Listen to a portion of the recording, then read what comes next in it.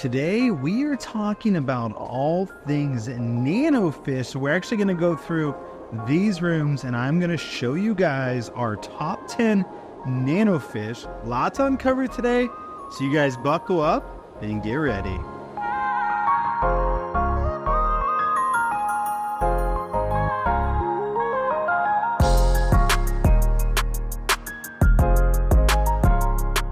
What is going on, shrimp keepers, or should I say nano fish keepers? Today we are spending some time in the fish room behind me and going through our top 10 nano fish. I'll even give you a bonus. We'll do top 11, and I want to show you the ones that we have seen the most success with and that you guys might want to try yourself. So let's get into today's video. Now, first on our list and our most popular nano fish by far is the chili Rasbora. Now, these guys are super small, which makes them really unique, but they're also extremely hard to find, especially healthy ones. We import these from a multitude of countries and oftentimes have to put them through 2 to 4 weeks of quarantine just to ensure their health. Now, these guys are small, but man, they have some great colorations. They usually display a beautiful red coloration. Now, these guys look very similar to exclamation point Rasboras, but with the addition of red colors. So that's the biggest thing that separates these guys. Now, the coolest thing about these awesome little fish is that they are shrimp safe. That makes them super unique. It's something that not very many fishes are truly shrimp safe. So these guys are definitely a great addition to your shrimp tank. Next on our list is the green Kubotai Rasbora, also known as Rasbora kubotai. It is a small and striking fish native to Thailand, I believe. Now, this fish is known for its greenish yellowish body. I know the video doesn't do it justice, but this fish literally is the best pop of color with a dark black substrate. I mean, this thing will pop. And they are generally pretty peaceful. They only get to about 1.5 inches in size. They're really suited for community tanks with other, very peaceful fish. They like planted aquariums. They definitely like a lot of habitat to, hide in, relax in, not be, really bothered. But they're definitely a peaceful fish, really good for those community tanks. Now, they could be good for shrimp tanks, although they are a little bit bigger, so they may munch on some babies. So overall, a really great addition that is going to love that community tank atmosphere. Number 3 on the list is, no surprise, the Celestial Pearl Danio, which is the Danio margaritas. Don't quote me on that. I am not a professional when it comes to pronouncing things, but the other name for them would be Galaxy Rasbora. Now, they are a Danio, but they do get referred to as a Galaxy Rasbora. Now, we get these all captive bred from around the world, but mostly new Indos where we get these guys from. Now, you can see that their appearance is stunning. These guys look like, in my opinion, little trouts. They have like that blue-red marking, and the reason that they have the name Galaxy Rasbora is because they resemble a miniature galaxy. So super cool, super pretty.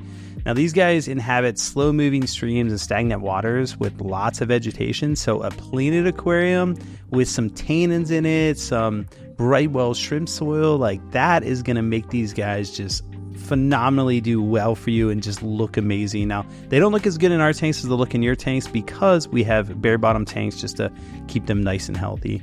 But they will thrive in that planted aquarium. Not super bright lighting, definitely some acidic water. Now, these guys are super active. They love schooling, so they'll do really good in community tanks with other peaceful fish.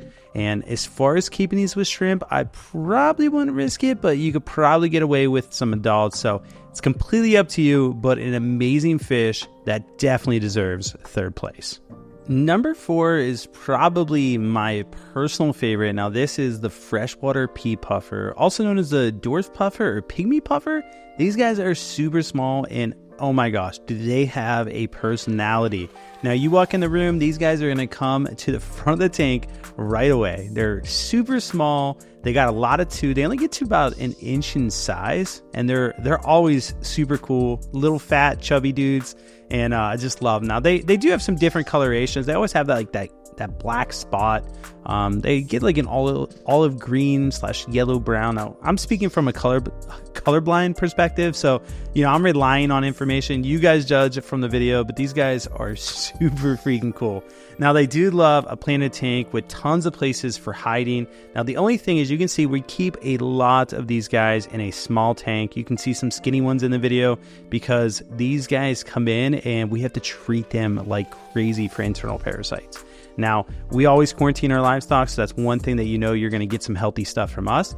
But the best thing to keep these with is themselves and in small groups. Now, the more hiding place they have, the more territorial they can be, so just be careful with that. Now, these guys do need live food, so Daphnia, bladder snails, things like that, baby brine, these guys need it. That's how you're going to have the most success.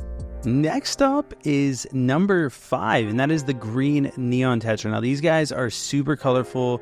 They're very similar to the neon tetra, except instead of a red color, they have a really cool green color. Now, every once in a while, we'll get one that has a little bit of red in it, but for the most part, you're going to get that blue and green. They only get to about, I want to say like an inch in size. Again, very similar to the neon tetra if you've ever kept those. But super, super cool. They're literally one of our best sellers, an amazing nano fish. Now, as far as care goes, these guys love acidic water. They like black water. They like tons of tannins, tons of dark water.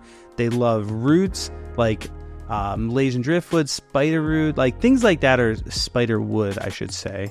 Now, they're going to get into that. They're going to love it. They're going to school like crazy. You want to keep at least 6 of these guys together. I recommend groups of like 10 because the schooling behavior on these guys, absolutely phenomenal. So a must-have if you're going for a really, really striking aquarium. Next up is literally one of the best algae eaters of all time. So number 6 is the Panda Garra, otherwise known for its scientific name of Garra flavrata. Now, I might have butchered that, but this fish is seriously one of the best. Now, the reason they call it a Panda Garra, it's pretty obvious. They have black and white stripes, which resemble a panda. Now, these guys come from super fast flowing waters, like really fast streams with tons of rocks. And so the more like rock / cave areas you can give them, the better. The more flow you can give them, the happier they're going to be. But these guys are literally algae eating machines. They will tackle the algae, and we actually sell these in algae cleanup crews, and they are by far the most popular algae eat-up crew, even better than Otocinclus. So these guys are just super active. They're super sociable. They do really good in community settings. Honestly, they probably do fine with shrimp. They might bully them around a little bit, but for the most part, these guys are non-aggressive, super sociable, will swim around like crazy. You can see them in the video, and they're super hardy. That's the best thing about them. These guys are a low-maintenance, hardy fish, so I would highly recommend these for anyone having algae issues or anyone that just wants to be prepared in case there will be algae, because these guys will take care of it.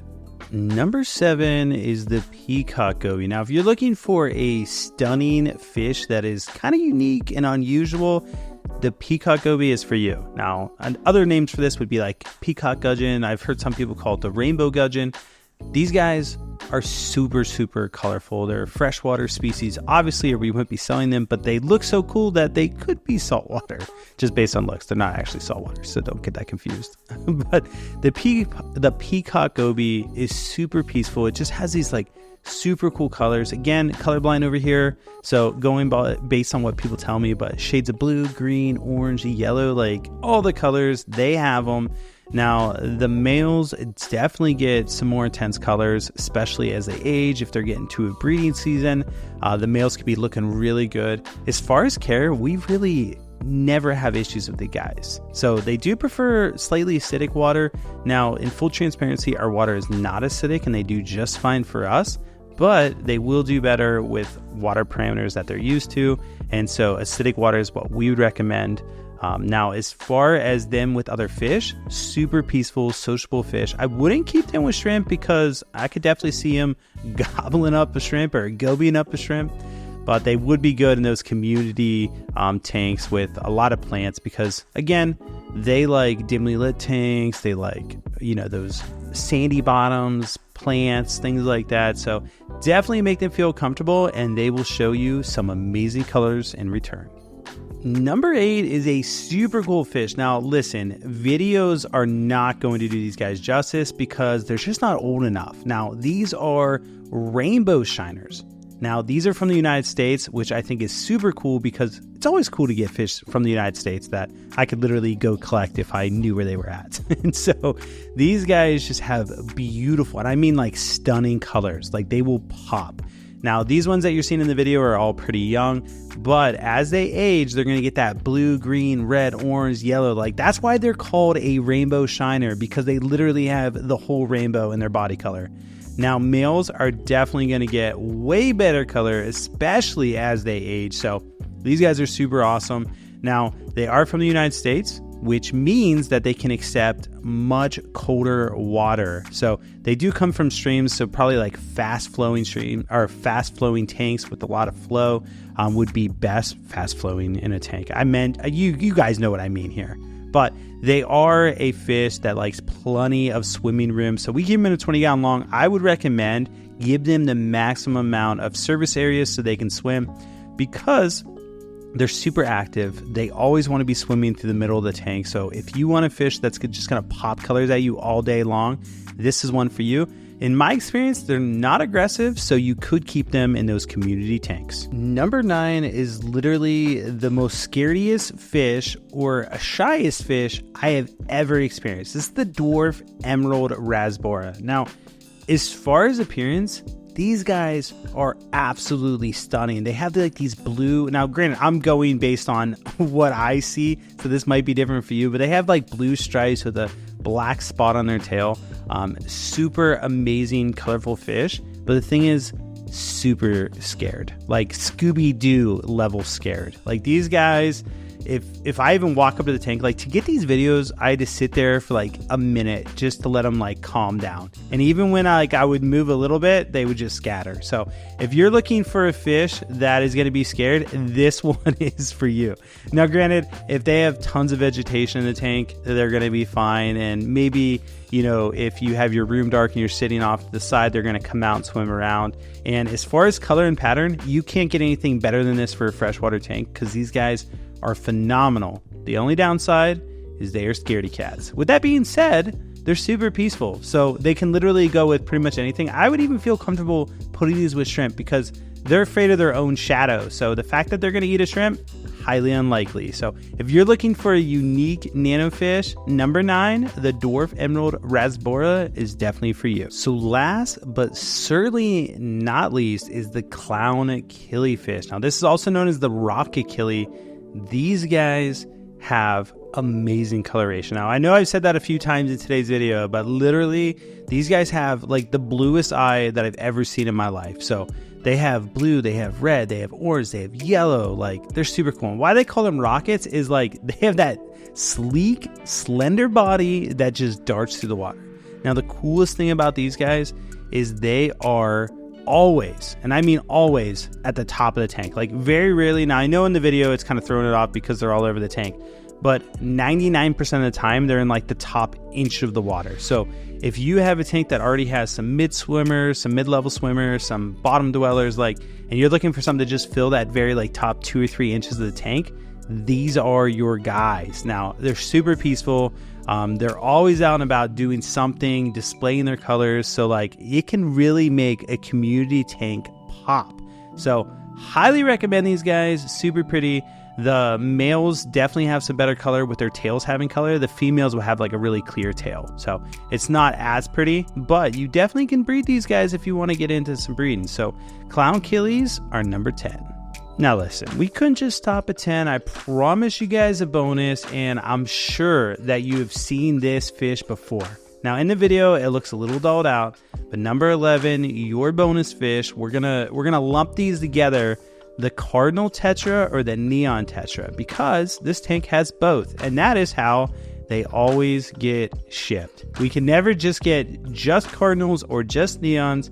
They always come as a mix. So how you tell the difference is Cardinals will have a completely red bottom and Neon Tetras will have half red bottom. So only the back half of their tail will be red. But as far as colors go, I mean, come on. like neon blue with red darting through your aquarium. These guys are like schooling to the max. Like if you got 10 of these in a tank, they're going to be bunched together the whole time, just showcasing their amazing colors. So if you haven't seen these guys, then I would highly encourage you to get a group of 10 or 20 of these for a 30, 40, 55 gallon, something like that, and just sit back and like sip a coffee and enjoy that in the morning, because these guys really are an amazing fish. Well, I hope you guys enjoyed today's video. Hopefully you saw some nano fish that you maybe never saw before and maybe want to give a try. But you guys make it a great week. Thanks for watching. As always, God bless, and we'll catch you on the flip side.